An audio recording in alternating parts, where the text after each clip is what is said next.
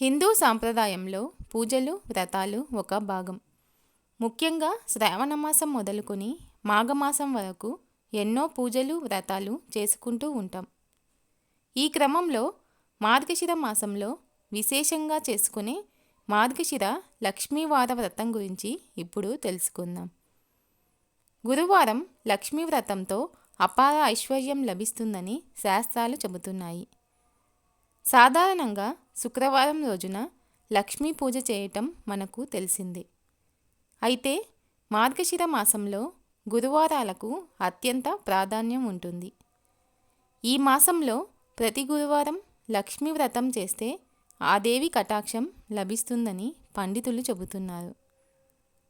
మార్గశిర మాసం అంటే స్వయంగా తానే అని శ్రీకృష్ణ పరమాత్ముడు విభూతి యోగంలో చెప్పినట్లుగా తెలుస్తోంది. మార్గశిర మాసం మహావిష్ణువుకు చాలా ఇష్టమైనటువంటి మాసం. మార్గశిర మాసంలో గురువారాలకు ప్రత్యేకత ఉంది. మార్గశిర గురువారాలు లక్ష్మీదేవికి అత్యంత ప్రీతికరమైన వారాలుగా మన పురాణాలు తెలిపాయి. విశేషించి ఏ స్త్రీ అయినా మార్గశిర లక్ష్మీవారాలు అనగా గురువారాలు ఇంటిని శుభ్రంగా ఉంచి దీపాలను వెలిగించి లక్ష్మీదేవిని పూజిస్తుందో వారికి జీవితంలో దారిద్ర్య బాధలు ఉండవు. లక్ష్మీ కటాక్షం కలుగుతుంది. లక్ష్మీ కటాక్షం అనగా ఆరోగ్యం, కుటుంబం నందు సౌఖ్యము, సౌభాగ్య ప్రాప్తి, సుఖము, ఆనందము, ధనము అని అర్థం. మార్గశిర లక్ష్మీవార వ్రత పూజా విధానం.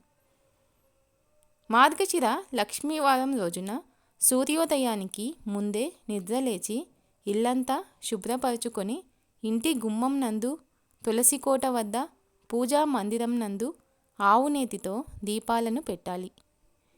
ఇంటి తూర్పు లేదా ఈశాన్య భాగమునందు ముగ్గు వేసి, పీట వేసి, వస్త్రమును పరిచి దానిమీద కొత్త ధాన్యం పోయాలి. లక్ష్మీదేవిని కుంచం అంటే ధాన్యాన్ని కొలిచే సాధనం రూపంలో స్థాపన చేయాలి. అనంతరం పసుపు నీటితో కడిగిన పోక చెక్కను ఉంచాలి. మనస్సులో కోరికను చెప్పుకొని కొద్దిగా తెల్ల ధాన్యాన్ని కొలత పాత్ర మీద పోయాలి. ఎరుపు రంగు వస్త్రాన్ని దాని మీద ఉంచి ఎర్రని పూలతో పూజించి శ్రీ మహాలక్ష్మికి నమస్కరించి అష్టోత్తర శతనామాలతో అర్చించాలి. మొదట పాలు నైవేద్యంగా పెట్టాలి. తరువాత నూనె వాడకుండా నేతితో చేసిన పిండి వంటలను మాత్రమే నైవేద్యంగా పెట్టాలి. అనంతరం కర్పూర నీరాజనం, మంగళహారతులు ఇవ్వాలి. 4 వారాలు 4 నైవేద్యాలు.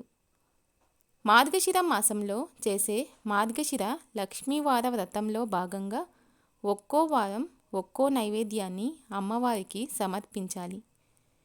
మొదటి గురువారం బియ్యం, పెసరపప్పు, నెయ్యి కలిపి వండిన పులగం మొదటి గురువారం లక్ష్మీదేవికి నైవేద్యంగా సమర్పించాలి.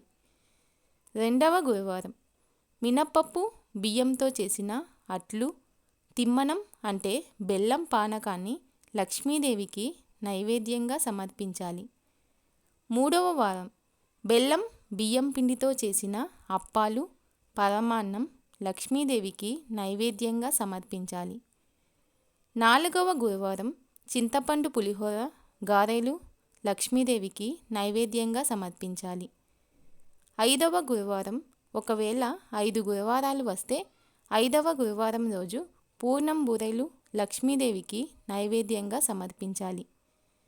మార్గశిర లక్ష్మీవార వ్రత ఫలితం.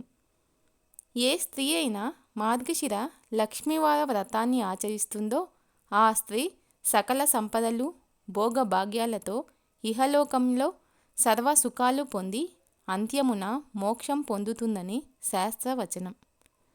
రానున్న మార్గశిర మాసంలో మనం కూడా మార్గశిర లక్ష్మీవార వ్రతాన్ని ఆచరిద్దాం.